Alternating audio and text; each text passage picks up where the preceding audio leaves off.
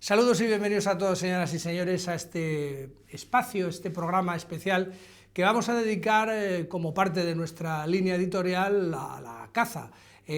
Nosotros, ya saben ustedes, todos aquellos que nos siguen, que tenemos una serie de cuestiones claras, estamos a favor de la fiesta nacional y somos muy sensibles también a la cuestión cinegética y por tanto qué mejor forma que además está recién nombrado y ha tenido la amabilidad, don Josep Escandel, muchas gracias por estar con nosotros, la amabilidad de su reciente nombramiento, de acercarse a este diario para contaros lo primero, como decían mis admirados Goma Espuma, enhorabuena a los premiados. Muchas gracias, Israel, y nada, encantado de estar con vosotros y muchas gracias a vosotros, que sois los que nos habéis invitado y los que dais voz a este sector que tanto lo necesita. Cuéntenos, Josep, cuál es su trayectoria como, aparte ahora, lógicamente, de representante de todos los cazadores españoles, que son o somos más de 1 millón, que esta es otra de las cuestiones que la gente olvida. Estrictamente yo sería representante de los federados, que es un contingente que tenemos que intentar aumentar, y somos 330.000 cazadores federados. Y en cuanto a mi trayectoria, pues bueno, yo soy un perfil estrictamente técnico, yo soy ingeniero de montes, y esa fue un poco la apuesta, ya no mía en la candidatura, sino de la propia asamblea respaldando mi candidatura, que era la apuesta por un perfil técnico, y en una época en la que creemos que estudios científicos y los argumentos técnicos son básicos para la defensa de la caza. Yo vengo de la Federación Valenciana, donde era director de la Escuela de Caza, orientada a la formación y a la introducción de nuevos cazadores, y desde ahí fue donde di el salto a la nacional. Entiendo, Josep, que con un gobierno tan absolutamente ideologizado, aquí estamos todo el día hablando de las cuestiones económicas, cuestiones políticas, pero también hay ideología en la caza y no podríamos decir que no es un gobierno, digamos, favorable a vuestro sector.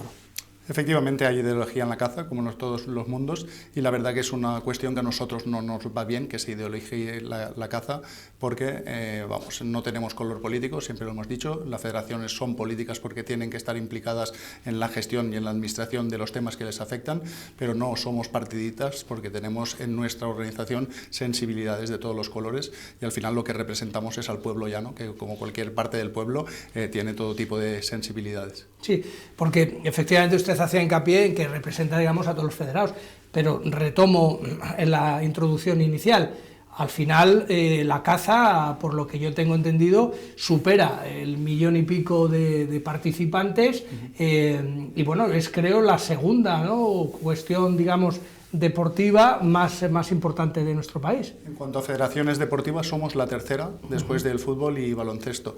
Y esto en algunas comunidades autonómicas, por autonomías, incluso estamos la segunda, nos hemos posicionado. Tradicionalmente también hemos llegado a estar la segunda. Y efectivamente el contingente potencial que estimamos de cazadores lo ciframos en torno al 1 millón, que podríamos ser cazadores federados y sumando un colectivo que al final es la representación ante las administraciones. Para todos aquellos que nos sigan y lo desconocen, Josep, háblenos un poco de la caza en cuanto a datos económicos, porque esa es otra, se olvida con demasiada frecuencia el impacto económico tan importante que representa para nuestro país, especialmente en aquellas zonas llamadas despobladas o la España deshabitada, donde prácticamente, aparte de la caza y el puro turismo rural, no hay mucho más que hacer. Pues en este sentido nosotros tenemos un estudio de impacto de referencia de la Fundación Artemisan que cifra en 6.500 millones de euros de impactos directos e indirectos, tanto en restauración, en hostelería, en las actividades propias de la caza, en ropa deportiva, entonces 6.500 millones de euros.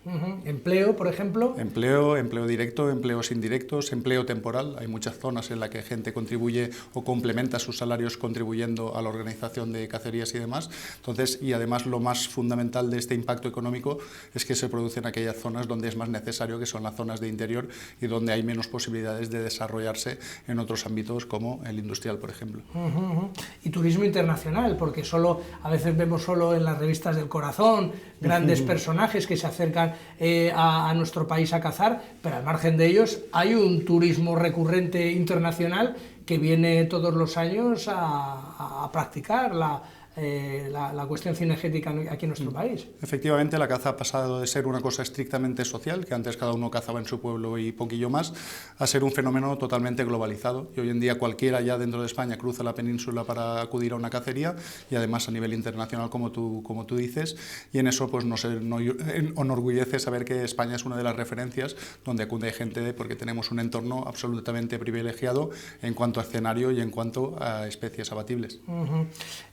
Don Josep, cuéntenos cuáles son, digamos, las cuestiones. Primero, me gustaría, perdóneme, que ahondara un poco en este asunto. Hay porque yo, por ejemplo, tengo devoción por el ministro Luis Planas, pero no sé cuál es la interlocución real que tienen ustedes en el gobierno, si les atienden, y luego, si le parece, abordamos cuáles son las cuestiones que están encima de la mesa, que le preocupan al sector y que a lo mejor, como pasa por desgracia con otros, no son lo suficientemente atendidas y escuchadas por el Ejecutivo. Sí, pues con el Ministerio de Agricultura que aumentas en particular estuvimos reunidos muy recientemente, me recibió el ministro, lo cual agradecemos porque sentimos que el sector es tratado con sensibilidad, cuanto menos, y la verdad que estamos alineados en muchas cuestiones y que nos preocupan a ambos en común, y sobre todo cuestiones procedentes de normativa europea y de las directrices que ahora se están testando en Europa.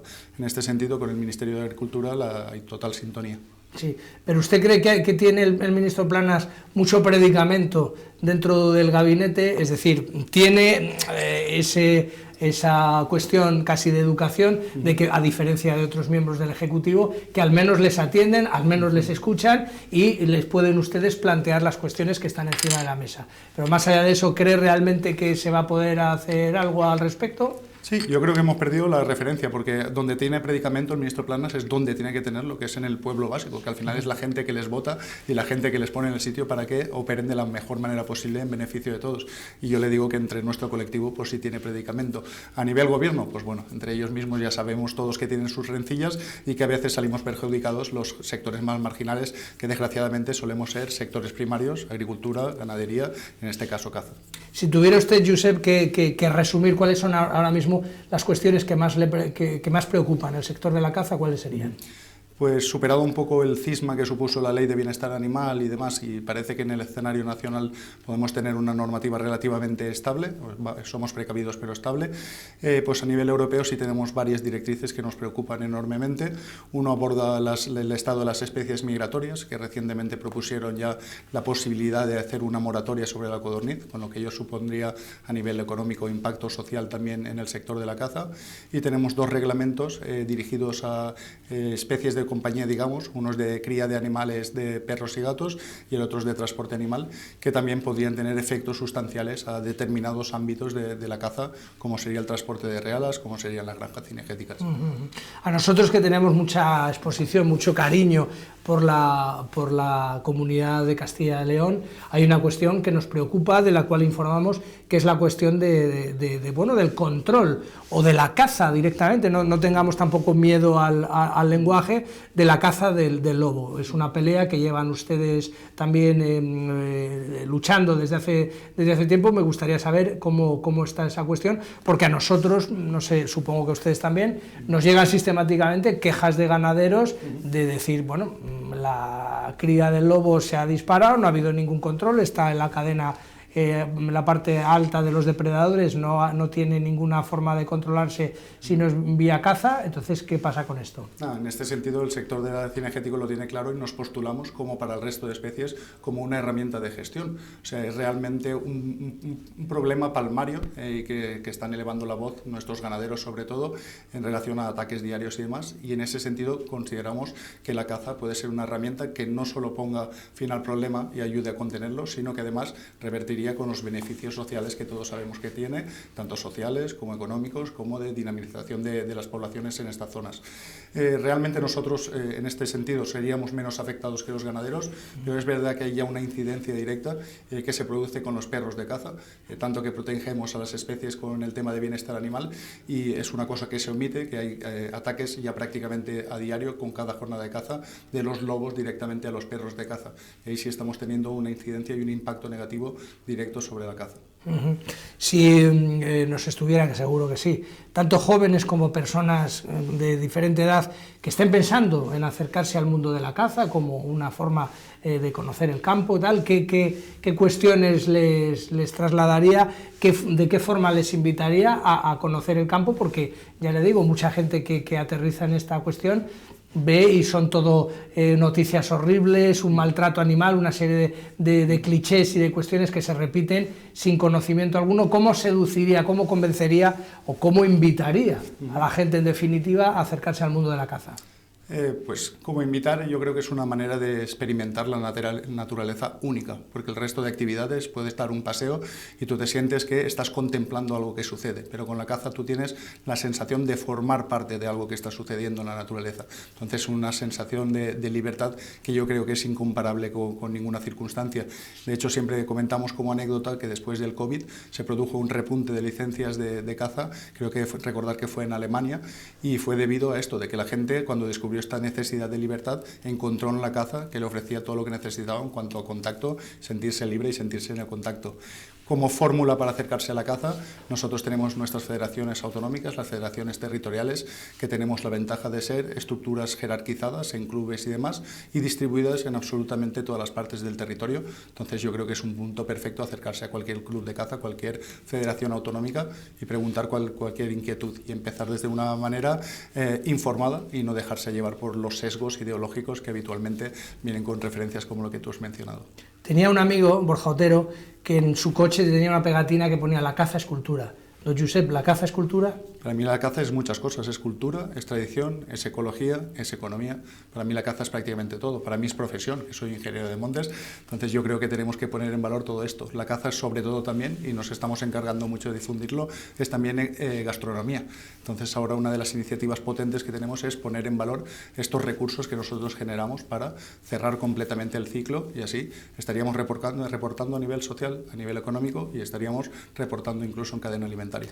Es interesante esto que apunta, porque yo sabe que de vez en cuando, aparte en esta cadena, estoy en otras, y me he cruzado con alguna, en concreto mujer, alguna analfabeta, que aseguraba que después de las cacerías, de las monterías, que la carne se tiraba, que eso no tenía ningún destino. Y cuéntenos, ¿qué se hace con la carne de caza? Es decir, lo que llega a nuestra mesa o a nuestros supermercados, ¿tendrá que salir de algún sitio? Efectivamente, pues es una de nuestras grandes preocupaciones, y de hecho lo que más sabe mal a un cazador es que se pierda algo de carne de caza por lo que sea, porque no se puede aprovechar o porque se ponga mal en el momento. Eso es uno de nuestros principales dolores de cabeza. También nos pasa en las zonas donde hay sobreabundancia y realmente estamos excediendo la capacidad del mercado, porque la sobreabundancia de animales como el jabalí en la zona de Valencia, en la zona de Cataluña, realmente es que llegamos a la inadmisibilidad de tanta carne que se genera. Pero el proceso normal es que cuando se termina una montería hay cárnicas, empresas especializadas que acuden allí en el momento, y antes de que la carne transcurra el periodo, digamos, en el que empieza a ponerse mala o demás, limpia las piezas, se la lleva y entra en la cadena alimentaria, igual que entraría en cualquier tipo de matadero, con su complejidad, pero entra en la cadena alimentaria. No recuerdo exactamente los datos, pero del orden del 80%, una cosa así, corríjame si me equivoco, don Josep, del campo en España, de las fincas, están en manos privadas. Por tanto, también me gustaría, como cierre a esta entrevista, bueno, qué se está haciendo para esa, digamos, esa interlocución, esa conexión entre los propietarios privados, que son al final los grandes gestores o los que se tienen que ocupar un poco de gestionar el campo español, y la administración, es decir, acceso de los caminos a las fincas, desbroce, todas estas cuestiones, cómo están y qué se puede hacer para mejorar. Sí, pues la verdad es que nosotros tenemos varias iniciativas, porque al final nosotros, los cazadores y los propietarios particulares, tenemos una relación muy íntima entre nosotros. De hecho, prácticamente toda la caza, aunque sea social, se asienta sobre terrenos particulares. Entonces, entre nosotros, perfecta sintonía. Problemas cuando entramos en incidencia con administraciones en el tema de determinadas protecciones que afectan por encima de la propiedad a determinados propietarios. Y nos encontramos con circunstancias un poco paranormales, como lo que está sucediendo en Cabañeres. compañeros, por ejemplo, que es que los propios propietarios se ven imposibilitados de ejercer una gestión que todos coincidiríamos en que sería más adecuada de las poblaciones por determinadas imposiciones. En ese sentido, pues bueno, tenemos las tensiones propias que se producen en cualquier ámbito entre propietario particular y administración. Don Josep, pues le agradezco mucho este tiempo y le voy a pedir solo un favor con el permiso de Alejandro Martínez, que es su responsable de comunicación, y es que cuente con Es Diario para que en cualquier momento, cualquier alarma que surja, cualquier feo, que seguro que se lo van a hacer en la administración, o cualquier asunto que crea usted que es relevante que tengamos que abordar, que sepa usted que tiene aquí su casa y que podamos abordar estas cuestiones sin ningún tipo de sesgo ideológico, sin ningún tipo de cortapisa y escuchando, por supuesto, a las dos partes. Se lo agradezco muchísimo porque creemos que la comunicación y que el hecho que la gente demos a conocer la caza es fundamental para que la caza siga creciendo, porque cualquiera que conoce la caza se puede acercar a ella y en ese sentido vuestra labor es fundamental. Así que gracias a vosotros y dispuestísimos a ofreceros. Don Josep Escandel, presidente de la Real Federación Española de Caza, le agradezco mucho su tiempo y ya digo, aquí tienen un amigo. Gracias. Gracias a vosotros.